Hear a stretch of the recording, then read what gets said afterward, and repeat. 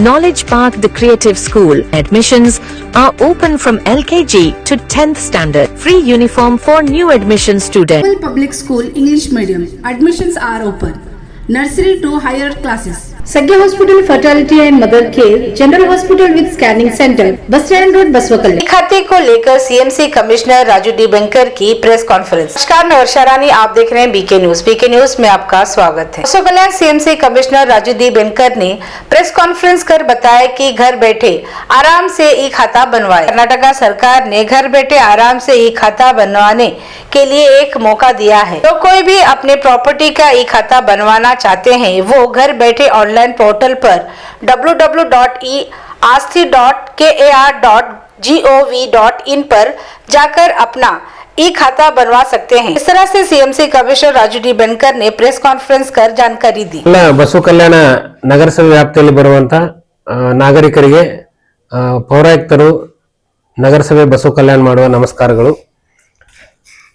ಮಾನ್ಯ ಕರ್ನಾಟಕ ಘನ ಸರ್ಕಾರವು ನಿಮ್ಮ ಮನೆಯಲ್ಲೇ ಕುಳಿತು ಈ ಖಾತಾವನ್ನು ಪಡೆದುಕೊಳ್ಳುವಂತೆ ಒಂದು ಅವಕಾಶವನ್ನ ಮಾಡಿಕೊಟ್ಟಿದೆ।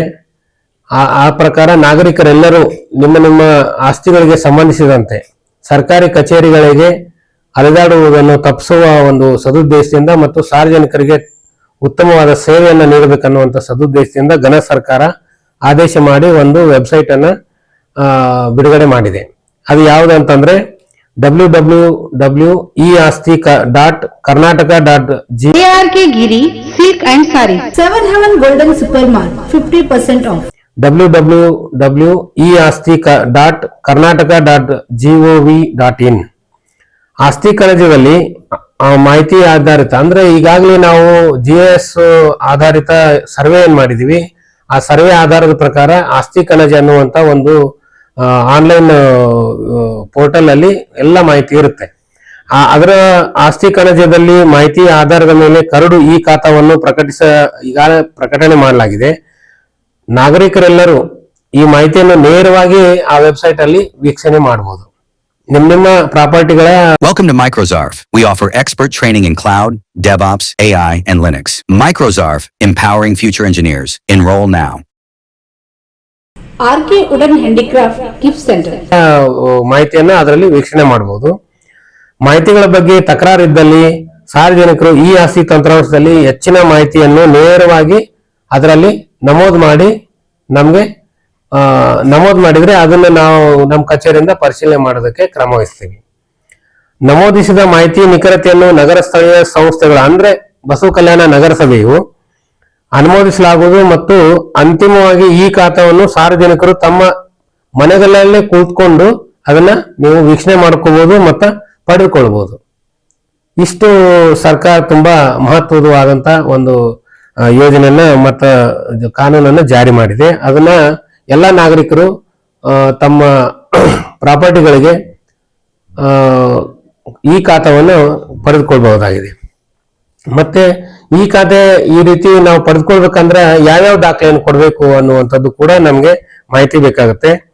ಒಂದು ಮಾಲೀಕರ ಭಾವಚಿತ್ರ ಮತ್ತು ಅವರ ಆಧಾರ್ ಕಾರ್ಡ್, ಆಸ್ತಿ ತೆರಿಗೆ ಭರಣ ಮಾಡಿದಂತ SAS ಚಲನ್ ಸಂಖ್ಯೆ, ಚಲನ್ ಇರುತ್ತೆ, ಆ ಚಲನ್ ಮೇಲೆ ಒಂದು ಸಂಖ್ಯೆ ಇರುತ್ತೆ, ಆ ಸಂಖ್ಯೆಯನ್ನ ಅದರಲ್ಲಿ ನಮೂದು ಮಾಡಬೇಕು।